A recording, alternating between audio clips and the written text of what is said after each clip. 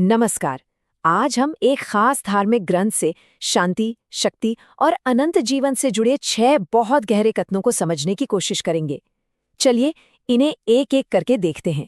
तो चलिए एक बहुत ही बुनियादी सवाल से शुरू करते हैं। आखिर इंसान की कुछ सबसे बड़ी उम्मीदें और डर क्या होते हैं? ये ग्रंथ थकान, डर और भविष्य की चिंता जैसी जो सदियों पुरानी मानवीय परेशानियां हैं, उनके बहुत ही खास जवाब देते हैं।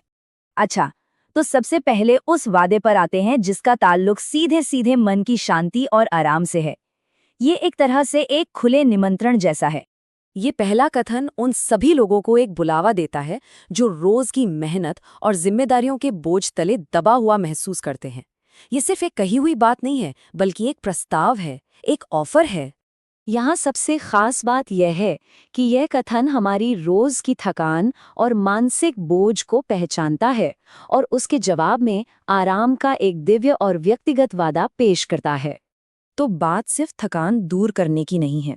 ये वादा इससे भी आगे जाकर हमारे एक सबसे गहरे एहसास यानी डर को संबोधित करता है।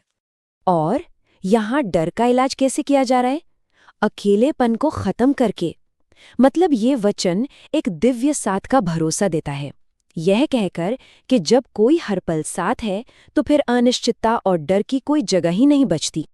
तो शांति और निडरता के इन वादों के बाद अब हम आते हैं इन कथनों के सबसे बड़े और केंद्रीय दावे पर, और वो है हमेशा के जीवन का वादा, यानी अनंत जीवन का वादा। ये शायद इन सभी कथनों में सबसे प्रसिद्ध है, और इसकी खासियत ये है कि ये एक पूरी प्रक्रिया को समझाता है, एकदम तार्किक ढंग से, कारण से लेकर परिणाम तक। तो जैसा को यहाँ साफ दिख रहा है, ये पूरी संरचना एक 4 कदमों वाला रास्ता है। शुरुआत प्रेम से होती है, फिर एक कार्य होता है जिसके लिए विश्वास की एक शर्त रखी गई है, और आखिर में परिणाम के तौर पर अनंत जीवन मिलता है। तो अगर पिछला कथन पूरी प्रक्रिया को विस्तार से समझा रहा था, तो ये अगला कथन उसी वादे को बिल्कुल सीधे और सरल शब्दों में सामने रखता है। ये उस पूरे वादे का सार है। तो अनंत जीवन का असल में मतलब क्या है? देखिए, इसका मतलब सिर्फ कभी ना खत्म होने वाला समय नहीं है।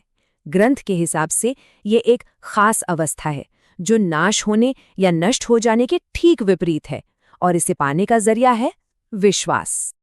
तो ये वादे तो काफी बड़े हैं, मन की शांति, डर से मुक्ति और अनंत जीवन। लेकिन सवाल ये उठता है कि इन्हें संभव कौन बनाता है? तो हमारा अगला और आखिरी हिस्सा इसी शक्ति और उस तक पहुंचने के रास्ते पर बात करेगा। ये कथन एकदम साफ साफ एक लकीर खींचता है। एक तरफ इंसान की सीमाएं हैं और दूसरी तरफ दिव्य शक्ति की असीमितता। ये बताता है कि जो चीज इंसानी पहुंच से बाहर है, वो भी संभव है। ये जो फर्क है वो यहाँ बिल्कुल साफ दिखता है। एक तरफ है मानवीय सीमाएं, जहाँ कुछ चीजें असंभव हैं, हो ही नहीं सकती, और दूसरी तरफ है दिव्य शक्ति, जिसके लिए सब कुछ संभव बताया गया है। और आखिर में हम उस कथन पर आते हैं जो इन सभी वादों को एक खास और एकमात्र रास्ते से जोड़ता है। ये एक बहुत ही निर्णायक और स्पष्ट दावा है। देखिए, ये कथन 3 शक्तिशाली पहचानें बताता है। मार्ग यानी एकमात्र रास्ता, सत्य यानी अंतिम सच, और जीवन यानी अस्तित्व का स्रोत। और फिर अंत में ये एक शर्त रखता है कि दिव्य तक पहुंचने का यही एकमात्र माध्यम है, इसमें कोई दूसरा विकल्प नहीं है।